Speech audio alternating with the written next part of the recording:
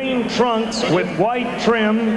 He weighs 219 pounds. He is undefeated in 22 professional bouts with 20 knockouts. From Miami, Florida, Phil Action Jackson. His opponent, wearing the red trunks with white trim, he weighs 195.25 pounds. Pro record, 13 wins, 21 defeats, 3 draws with 3 knockouts. From world famous Brooklyn, New York, Melvin Epps. 10 rounds, heavyweights.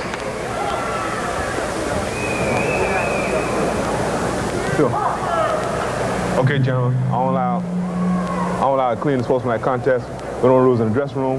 From this point until the end of the bout, you'll obey my every command. You both understand that? Mm-hmm. Okay. Wish you both luck. Touch gloves. Come by box on the bell. And you get a look at the tail of the tape. The biggest differential there, Philip Jackson at 27 years of age, checking in at 219. Melvin Epps, who is going to try and show him a lot of motion tonight at 195.25, giving up a lot of size. And this is round 1. Philip Jackson in the green trunks with the white trim, and Melvin Epps, who will give you a lot of lateral movement. He's been around a long time, 13-21 with 1 draw as a pro, just 3 knockouts, so he is certainly not a big puncher. And we all know that Philip Jackson is one of the great prospects now in the heavyweight division, campaigned as a cruiserweight. And Chuck, just where does Philip Jackson fit in the current heavyweight picture? Well, right now he's rated in 3 different governing bodies, top 10s. The WBC has him number 5, the BO has him number 7, and the IBF has him at number 8. Jackson is one of those young heavyweights who could definitely get an opportunity in the very near future, depending on what happens with the Tyson situation, obviously, in January. Jackson may eventually get to fight Tyson. That was interesting. I was on the phone with Emmanuel Stewart today. Emmanuel, of course, is head of the Kronk Boxing program and also manages Michael Moore, who's one of the top heavyweight contenders around. And he says, you know, when the dust clears and guys fight each other, he says Jackson is going to be there and be ready for an opportunity. As a good right hand lands from Jackson as he gets Epps against the ropes. It's one of the things he's going to have to do. But he thinks Jackson is the guy he's worrying about among all the heavyweight contenders. He definitely likes Jackson on his tools. Jackson, the heavy puncher, 20 knockouts from his 22 wins. His last 5 fights have been in the heavyweight division. Pat Burns, who has been handling Philip Jackson since his amateur days, he walked into a gym, the Miami Police boxing program, in 1987, said, I want to learn how to fight. And learn indeed he did, as he was an outstanding amateur, much international experience. Then he turned pro in 1988, fought as a cruiserweight in his pro debut. Last 5 fights have been in the heavyweight division. They've all been impressive victories, all by the knockout route. The longest one going 8 rounds. This a scheduled 10-rounder. And the left hook, you can see, already a telling blow on the face of Melvin Epps. Epps has been around for a long time, Chuck. He's fought some veteran fighters, albeit in losing efforts. And recently, he has seen the canvas many times, as he has not really posted a win since back in 1987. And he hasn't been that active either. He's only fought 5 times in the last 5 years, and inactivity will definitely kill a fighter. Epps has not fought in a bout since August of 1990 when he lost the decision to Leon Taylor. So certainly a lot of things going up against him tonight, besides his opponent, Philip Jackson.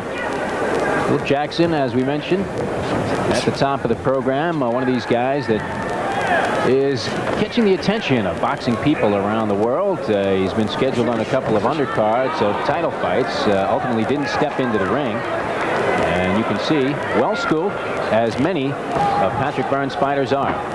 Final seconds of round 1. This one scheduled for 10. Jackson, the aggressor at the start.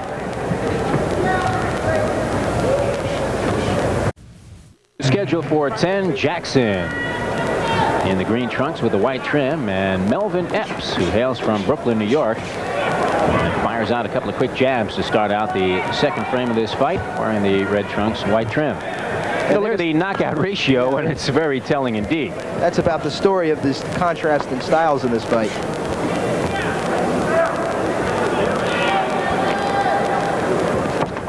What Epps is looking to do here basically is to frustrate Jackson, hit run, clinch. And that's about the size of it. Jackson is going to have to wear him down in terms of his size. Jackson, a guy who, as we mentioned, was a cruiserweight. Started out, he got as low as 189, weighed in tonight at 219. A left catches Epps' attention right there. Jackson's going to have to do more of that, cut off the ring and get Epps in a position where he is not mobile. We've seen a lot of fighters move up the weight categories from light heavyweight to cruiserweight and then ultimately to heavyweight, where the big money is, and that's obviously where Philip Jackson figures to cash in. Evander Holyfield did it kind of in robo-technical style. Philip Jackson just put the weight on gradually. He was talking with Patrick Burns before these two fighters stepped into the ring, and he said, we put on a couple of pounds, then let him level off, see how he handled that weight, and then put on a couple of more and eventually built him up some 20 pounds from the 190 he was fighting at the outset of his pro career. Patrick Burns also said that he was fighting mostly heavyweights throughout the early stages, even though he was campaigning as a cruiserweight, and he handled all of his opponents in extremely easy fashion, and that's why they decided to step up right now and move him up into the heavyweight division. Pat said that what they've done with Jackson is similar, as Epps goes down from something which I didn't see. Perhaps it was the wind in the arena, which the air conditioning is a little bit strong. But I was mentioning something similar to what Holyfield's gone through. A lot of weightlifting, not heavyweights, but repetitions, and Jackson's gotten stronger and bigger while he's built up his wind at the same time with the same regimen of running. He tries a 10-rounder as a heavyweight tonight. Melvin Epps slowed up some in the going here in round 2. Heavy right hand just misses from Philip Jackson. Melvin Epps not really offering too much offense. He would have to keep Philip Jackson off him with the jab, but he doesn't really have the kind of punching power that's going to scare anyone. No, and I got to believe that really Jackson is looking for some work. He's looking to execute all of his punches, his jab, his right hand, and his combinations. Max Parker Jr. is the third man in the ring inside the final 20 seconds of round 2, as Melvin Epps tries to flurry a little bit and goes to the body with the jab, but Philip Jackson just walks right through that and tries to put the finishing touches on another winning round. Pace of this fight a little bit slow as we get set for round 3.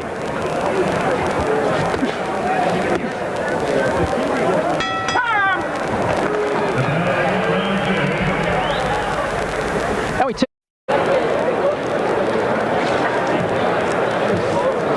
Doesn't sound like there's much advice at all, though, in the corner, Jeff. One more round. That's Don Consolini and Joe Wright talking to Epps, a guy who has been around. I don't think you're going to have to tell him too much about what to do in the corner. And picking up the effect that Melvin Epps may be hurting a little bit, one of his hands, and they're talking to him. Here's a look at the slip, Charles. Yeah, let's take a look if that was anything. There was a right hand. Might have knocked him off balance. It didn't even really go down.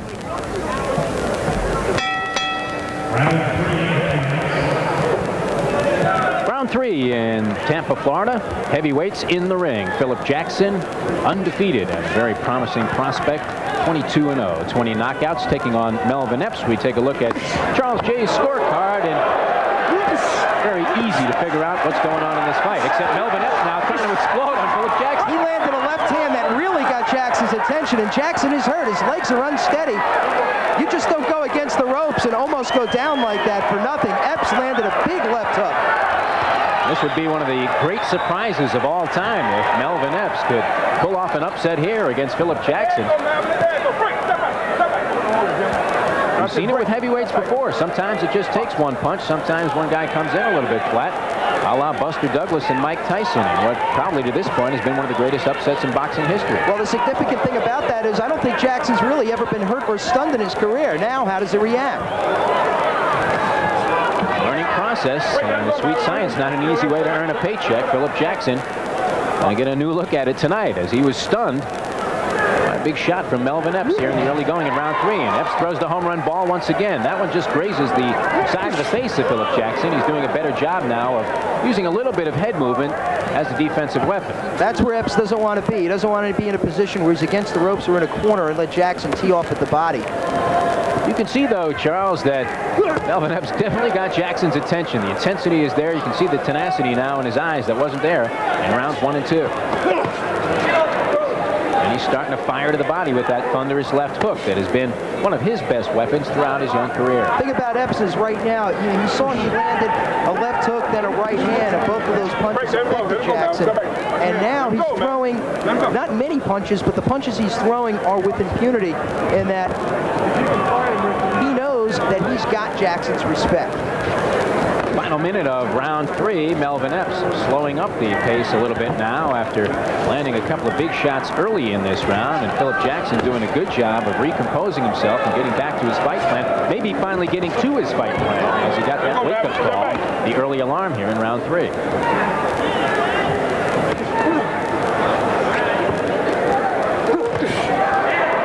Fires the left hand out there as a lead punch right over the jab of Melvin Epps, and he's starting to penetrate the defense of Epps, and he has him on his bicycle. I wonder if Epps will slow down his movement as the fight goes on. We talked about the inactivity. You're just not sharp as a fighter when you're fighting only 5 times in 5 years. Well, his mouth has been wide open since the early stages of this fight, and whenever a fighter's breathing through the mouth like that, especially here in round 3, it's not a good sign. Closing moments of round 3. This one's scheduled for 10.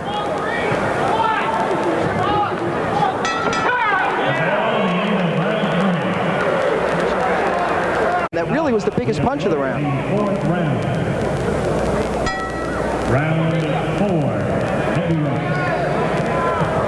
And here we go with round 4. Philip Jackson stunned a little bit. His corner man, Patrick Burns, said throw punches in bunches. Start putting things together. Don't be going for that one big shot and trying to take him out. And the scorecard reads Philip Jackson 30-28. So you had the third round even though Jackson was rocked early. Charles. Yeah, well, Epps landed the biggest punch of the round, but Jackson was busier, and he did land a few punches of his own. So I couldn't make it any more than an even round for Epps. And the stars must be crossed tonight, because I also had that an even round for Philip Jackson and Melvin Epps. I thought Jackson really dominated the last 2 minutes. And he slams home a right hand to the face of Melvin Epps, and Epps' legs took a little bit of the toll with that punch. Better defensive posture right now by Philip Jackson. He's not letting Melvin Epps get in with any kind of a lead. And still looking to fire that one shot, not punching a combination. He goes to the jab a little bit more now. And you can see round 4. He's cutting off Epps at the pass, giving him better angles and cutting off the ring, staying in front of him.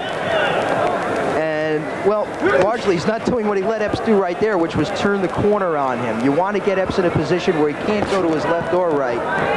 Applying some pressure now against the ropes is Philip Jackson as he feints with the jab and lands a short right hand, grazing punch. But in the war of attrition that this fight may become, Melvin Epps might be much the worse for wear, as Philip Jackson, well-defined and much heavier of the two in terms of punching power. See, when Epps goes to his left, Jackson's got to throw the right hand, which will make Epps go back to the right. And conversely, when Epps goes to the right, Jackson has to throw the big left hook, either to the body or the head. That's how you keep a guy from moving around on you. And almost in textbook fashion, he does exactly what you have said, Charles, as he had Epps in the corner. And he missed with a couple of right hands, but then smartly went with the left hook downstairs and landed. Final minute of round 4, set for 10. Philip Jackson, undefeated as a pro, was hurt early portion of round 3, knocked against the ropes, recovered in very good order, came on to earn at least a draw, in our opinion, in that round. He won the first 2 rounds handily as Melvin Epps kind of backed away in a feeling out process.